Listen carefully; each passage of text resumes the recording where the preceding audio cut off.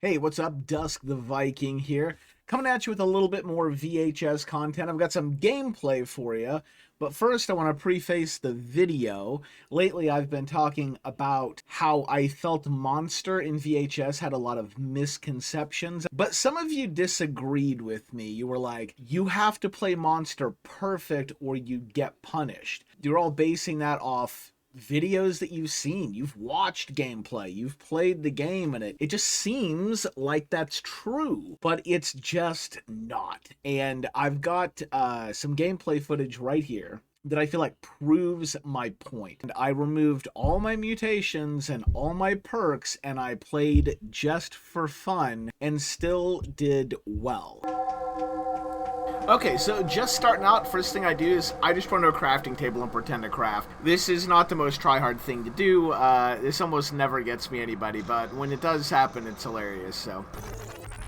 Anyway, we didn't hear anybody, so I'm going to take an extremely casual route. There are better try-hard routes where you're really efficient about hitting as many crafting tables in the shortest amount of time possible. You know, that stuff is important for sure if you want to play like high end, but I'm not a super high-end player. I'm trying to be. I'm on my way. Like, I actually want to be like one of the top players in this game, but for now, I'm just kind of like trying to learn it and have fun while I'm doing it. So here we go. We found somebody.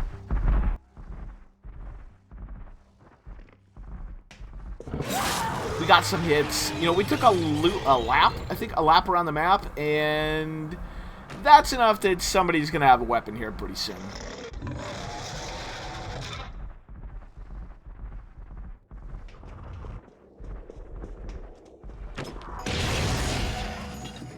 So this is pretty normal for me. Right out of the gate, I always just play super reckless, and I just press the attack until I run into a weapon and dodge it, or get punished and lose a stigma. This is one of the things that used to trip me up really hard, was this idea that I had to try and preserve all 4 of my stigma. But the more stigma you lose, the more powerful you actually become. So losing 1 or 2 stigma is not even remotely a big deal. Like, literally don't sweat it. You don't have to start, like, even caring about how good you're playing until you get down to 2, and then you still have a little bit of cushion because you've got 2 stigma, not 1.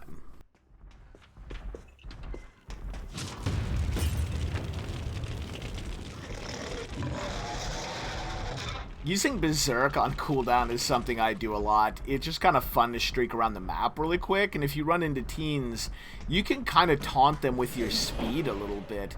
You just dart at them, and they have to pre-fire their weapons because you're so fast that if they don't, you can fly around a corner and hit them.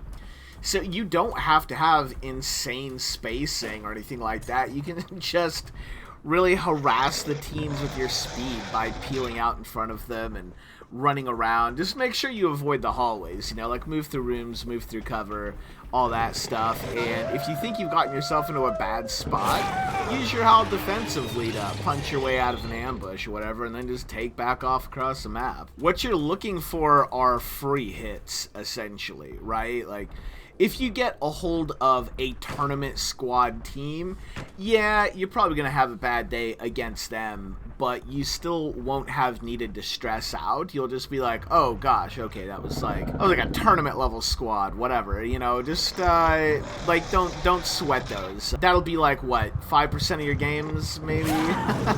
Maybe less. Most of your games, you can just kind of, like, barrel around the map and just have fun.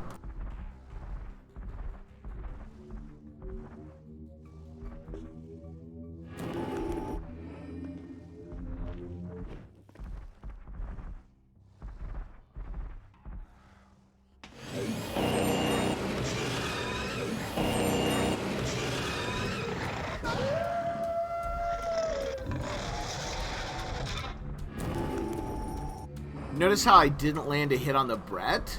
And it's because I didn't have perfect spacing and perfect use of my cooldowns and all that. But that's fine, because we're not trying to play that way. Playing that way is what makes Monster so stressful. What we're doing is just using our speed to constantly spin the map and constantly create awkward angles. Also, this Brett's been trying to ambush me like all game long. Dude's always on corners. This is definitely a high-level Brett. Spoiler alert, there's multiple level 95s in this game. I'll show you at the very end. But yeah, I'm just not playing into the whole standard monster thing where monster players try to force their way headlong into players instead of just kind of playing the map and playing the speed and playing your abilities. Like, look, what do we have here? Boom, yet another free hit. This is all I ever go for on Werewolf, are just these free hits, and then maybe a few seconds of feast or something just to be like, yeah, come get me.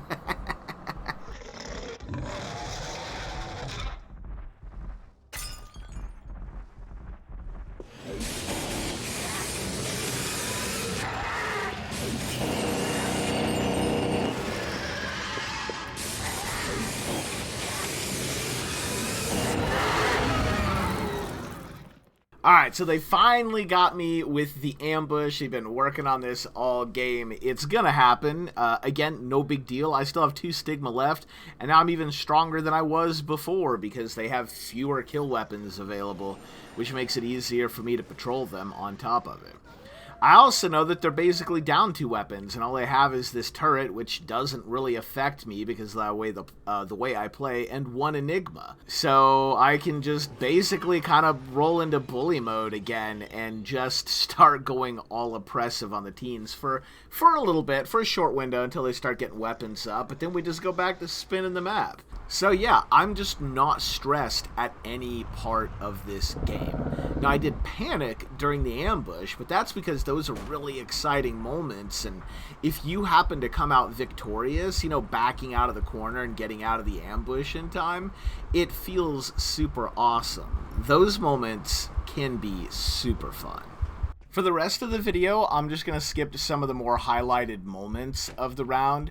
The main purpose of this video is just to show you that you can play in a way that is fun and you don't have to stress over perfect spacing and cooldown management.